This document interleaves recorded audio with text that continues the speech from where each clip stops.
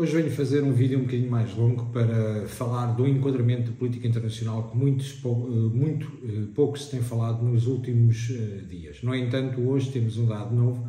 que é o facto daquele que foi sempre considerado o grande opositor de Vladimir Putin ter sido encontrado morto e a Federação Russa, o Kremlin, ter comunicado o seu falecimento. Falo-vos de Alexei Navalny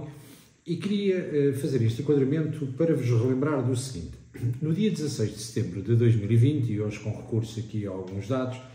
o Partido Comunista Português faz um comunicado na sua página, que continua online. No fundo é uma declaração de voto de Sandra Pereira no Parlamento Europeu acerca da situação na Rússia e do envenenamento de Alexei Navalny, aquele que era o opositor de Vladimir Putin.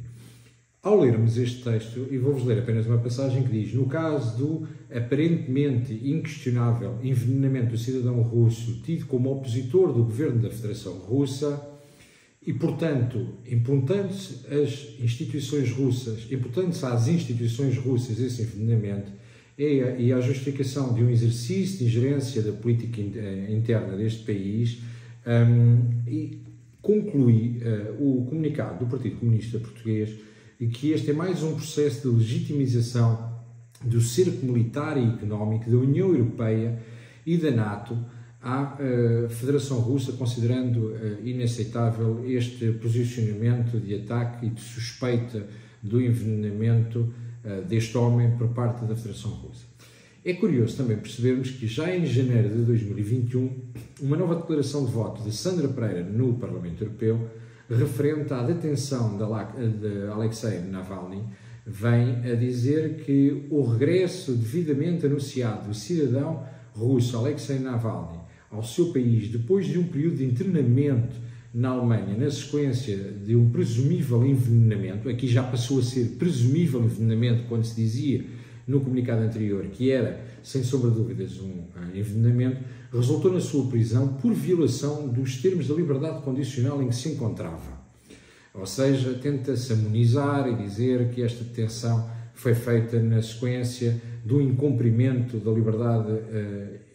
condicional. Mais à frente diz: este foi o gatilho para mais uma resolução do Parlamento Europeu, em que é parte do processo de ingerência na política interna da Federação Russa, legitimando um cerco económico e militar da União Europeia, dos Estados Unidos, aqui já incluem os Estados Unidos e da NATO. Bom, hoje Alexei Navalny foi encontrado morto, tudo indica, por ordens do Kremlin, pelo menos assim os serviços de inteligência norte-americanos o consideram, e as instituições internacionais consideram também que é claramente aquilo que tem acontecido aos opositores de Vladimir Putin, ou seja, ou morrem por envenenamento ou morrem porque não querem ser envenenados.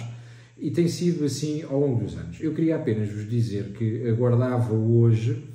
que o Partido Comunista Português tivesse um terceiro comunicado para tentar justificar uma declaração de voto de Sandra Pereira, para tentar justificar aquilo que aconteceu hoje e estas políticas que o Partido Comunista tem tido, com o saudosismo da ex-União Soviética, da Federação Russa, mas não queria deixar passar este caso em claro sem recordar a todos que Medina, e vou ler uma notícia que diz: Medina pede desculpa pela partilha de dados com a Rússia, um erro lamentável que não poderia ter acontecido. O Presidente da Câmara Municipal prestou esclarecimentos sobre o caso em que a autarquia enviou dados pessoais de manifestantes anti-Putin para a Embaixada Russa de Lisboa e para o Ministério dos Negócios Estrangeiros da Rússia. Esta notícia é de dia 10 de junho de 2021. Ou seja, o Partido Socialista também durante muito tempo teve este posicionamento de se manter ao lado da Federação Russa e ao lado de Vladimir Putin. Mas eu acho que o mais importante disto que vos venho a relembrar, e é apenas para que fique para a memória futura, para que nunca nos esqueçamos do que aqui aconteceu, são de facto estes 3 votos por parte do PCP que estão publicados na página do Partido Comunista. Um do dia 16 de setembro de 2020, o outro do dia 30 de janeiro de 2021. Portanto, não são 3, são 2. Estas 2 declarações de voto são importantes para o contexto histórico no posicionamento político. Não nos esqueçamos que estamos em período de pré-campanha E quando estamos em período de pré-campanha, com duas guerras, uma na Europa e a outra a decorrer no Médio Oriente, entendemos que o posicionamento, quer do PCP, quer do Bloco de Esquerda, mas neste caso em concreto do PCP, em relação a estas questões da guerra, têm sido muito dúbias naquilo que é o nosso posicionamento em relação à Rússia ou em relação à Ucrânia. Mas nunca foi dúbia no pensamento por parte do Partido Comunista, o qual o Bloco de Esquerda acompanha também, de uma eventual saída da NATO e de tentar penalizar a União Europeia como sendo corresponsável por todos estes atos. Portanto, seria interessante, e concluindo e repetindo, seria interessante que o Partido Comunista Português se manifestasse hoje acerca da morte deste homem que era o opositor de Vladimir Putin.